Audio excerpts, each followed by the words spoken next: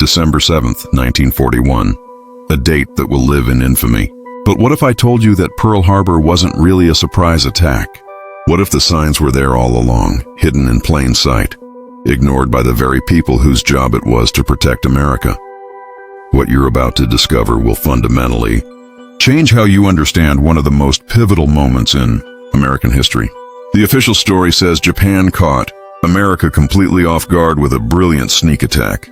But declassified documents, intercepted communications, and testimonies from intelligence officers paint a very different picture. A picture of warnings ignored, intelligence dismissed, and a catastrophic failure that cost 2,400 American lives and changed the course of World War II forever. This isn't just another Pearl Harbor documentary.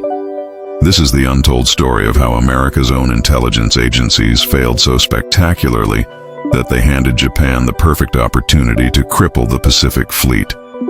And the most shocking part? Some high-ranking officials may have seen it coming. Let's start with what American intelligence actually knew in the weeks leading up to December 7th. The United States had been intercepting Japanese diplomatic communications for months through a top-secret program called MAGIC. These weren't random messages. These were coded transmissions between Tokyo and Japanese embassies worldwide, including detailed discussions about American military positions, ship movements, and strategic weaknesses. On November 27, 1941, just 10 days before the attack, the War Department sent out what they called a war warning to military commanders in the Pacific. The message was clear: hostile action possible at any moment. But here's where it gets interesting. The warning specifically mentioned the Philippines, Thailand, and Borneo as potential targets. Pearl Harbor wasn't even listed as a possibility. But the intelligence community had been tracking something else. Japanese naval communications had gone almost completely silent. Radio traffic that intelligence officers had been monitoring for months suddenly disappeared. In the intelligence world, this isn't called silence. It's called radio deception, and it's one of the clearest signs that a major military operation is underway. Admiral Husband Kimmel, commander of the Pacific Fleet, knew about the radio silence. He asked Washington repeatedly what it meant. The response he got back was essentially a shrug. Intelligence officers in Washington dismissed the significance, suggesting the Japanese fleet was probably conducting routine training exercises in home waters. They were wrong. Dead wrong. What they didn't know was that Admiral Yamamoto had ordered his strike force to maintain absolute radio silence while crossing the Pacific. The Japanese fleet that would attack Pearl Harbor had been sailing toward Hawaii for weeks, completely undetected, while American intelligence officers convinced themselves that nothing unusual was happening. Here's where the story gets even more disturbing. On December 6th, the day before the attack, American codebreakers intercepted a 14-part message from Tokyo to the Japanese embassy in Washington. The message was a formal rejection of American peace proposals and included instructions to deliver the rejection at exactly 1 p.m. Washington time on December 7th. Intelligence officers knew this timing was significant. Military attacks typically begin after diplomatic relations are formally severed. Colonel Rufus Bratton, chief of the Army's Far East Intelligence Section, was so concerned about the timing that he spent the early morning hours of December 7th trying to contact his superiors. He couldn't reach them. General George Marshall, Army Chief of Staff, was out horseback riding and couldn't be located. By the time Marshall finally saw the intercept and authorized a warning to Pacific commanders, it was too late. The attack on Pearl Harbor had already begun, but the most shocking intelligence failure involves radar. At 7:02 a.m. on December 7th, 2 Army radar operators at Opana Point on Oahu picked up a massive formation of aircraft approaching from the north. The radar signature showed at least 50 planes, possibly more, flying directly toward Pearl Harbor from a direction where no American aircraft should have been. Private George Elliott and Private Joseph Lockard immediately called the Radar Information Center to report the contact. The duty officer who took their call was Lieutenant Kermit Tyler, an Army Air Forces pilot who was working his second day ever as a radar plotting officer. When Elliott reported the large formation of incoming aircraft, Tyler made a decision that would haunt him for the rest of his life. He told the radar operators not to worry. about it and to shut down their equipment. Tyler later claimed he thought the radar contact was a formation of American B-17 bombers that were scheduled to arrive that morning from California. But here's the problem with that explanation. The B-17s were flying from the east, and the radar contact was approaching from the north. Tyler either misremembered the flight plan or made a catastrophic error in judgment. Either way, his decision eliminated the last chance to provide early warning of the Japanese attack. What makes this failure even more inexcusable is that radar was still new technology in 1941, and the Army had been conducting training exercises to test their radar detection capabilities. The operators at Opana Point were experienced and confident in their readings. They knew they had detected a large formation of aircraft, and they knew it was significant. But their warning was dismissed by an officer who had virtually no experience in radar operations. The intelligence failures at Pearl Harbor went beyond just missed signals and ignored warnings. They represented a fundamental breakdown in how information was processed, analyzed, and acted upon. Different intelligence agencies weren't talking to each other. The Army and Navy had separate intelligence operations that rarely coordinated their efforts. Critical information was classified at such high levels that the people who needed to act on it never saw it. Consider the case of the Japanese consulate in Honolulu. Throughout 1941, the consulate had been sending detailed reports to Tokyo about American ship movements, defense installations, and personnel deployments at Pearl Harbor. American intelligence was intercepting some of these messages, but the information wasn't being shared with local commanders who could have recognized the significance of such detailed surveillance. The Japanese weren't just gathering general intelligence about American military capabilities. They were conducting precise tactical reconnaissance, mapping out exactly where specific ships were moored, which warehouses contained fuel and ammunition, and when American aircraft conducted patrol flights. This wasn't the kind of information you gather for diplomatic negotiations. This was target reconnaissance for a military attack. Even more disturbing is what happened to intelligence about Japanese submarines. In the early morning hours of December 7th, the destroyer USS Ward detected and attacked a Japanese midget submarine trying to enter Pearl Harbor. The Ward's commander, Lieutenant William Outerbridge, immediately reported the contact and attack to naval headquarters. The report was received at 6:53 a.m., more than an hour before the air attack began. But naval intelligence officers who received the submarine report didn't treat it as urgent. They'd received false submarine contacts before, and they assumed this was another false alarm. No one connected the submarine sighting with the massive radar contact that would be detected just 9 minutes later. No one realized that the appearance of enemy submarines in Pearl Harbor meant that a major attack was imminent. The failure to recognize the submarine threat wasn't just an oversight. It was a pattern of dismissing evidence that didn't fit preconceived notions about Japanese capabilities and intentions. Many American military leaders believed that Japan was too weak to launch a major attack against American territory. They underestimated Japanese technological capabilities, strategic planning, and willingness to take enormous risks. This underestimation extended to Japanese aircraft carriers.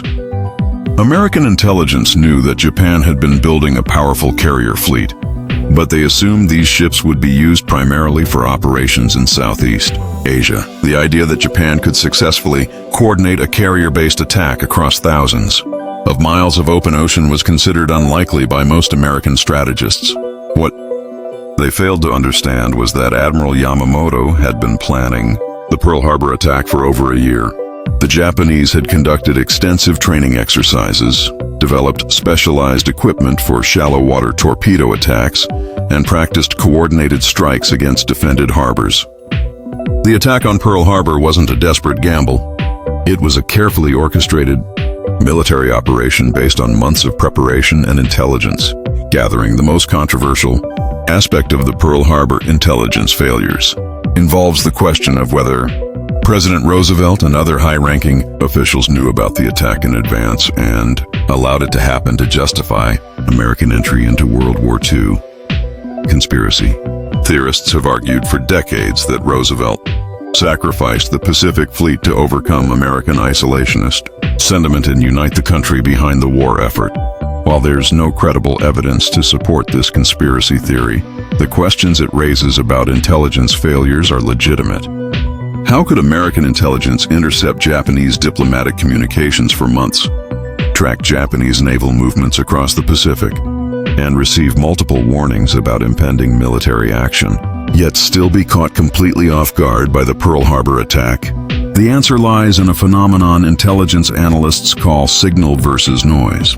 In the months before Pearl Harbor, American intelligence agencies were receiving thousands of intercepted communications, reconnaissance reports, and diplomatic messages. Most of this information was routine or unimportant. The challenge was identifying which signals represented real threats and which were just background noise. Intelligence officers in 1941 were also operating under assumptions that proved to be catastrophically wrong.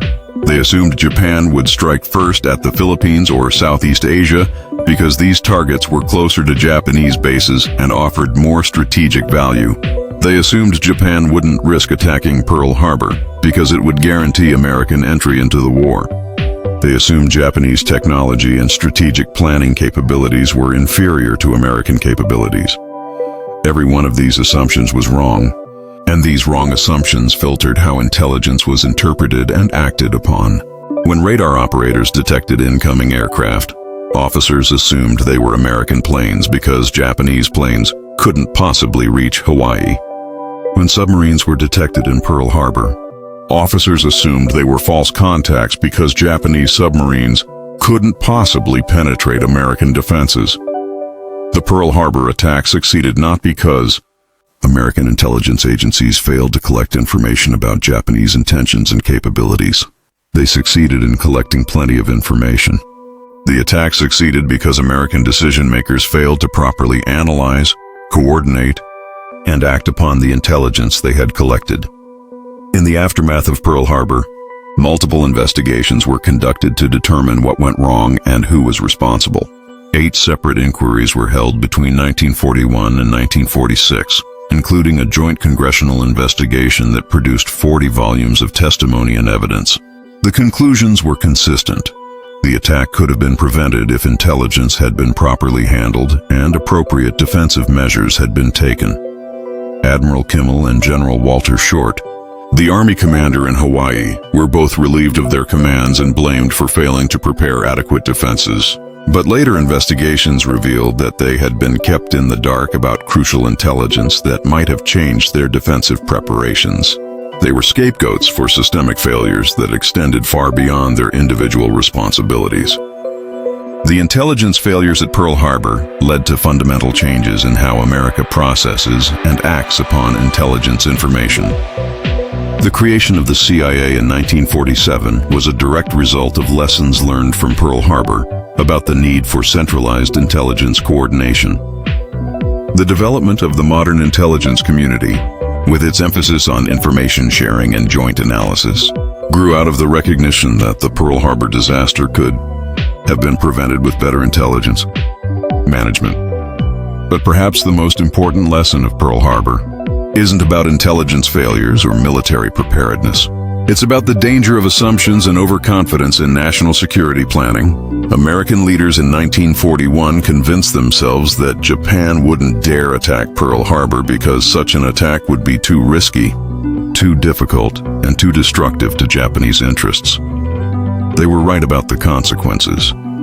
The attack on Pearl Harbor did unite America behind the war effort and ultimately led to Japan's defeat.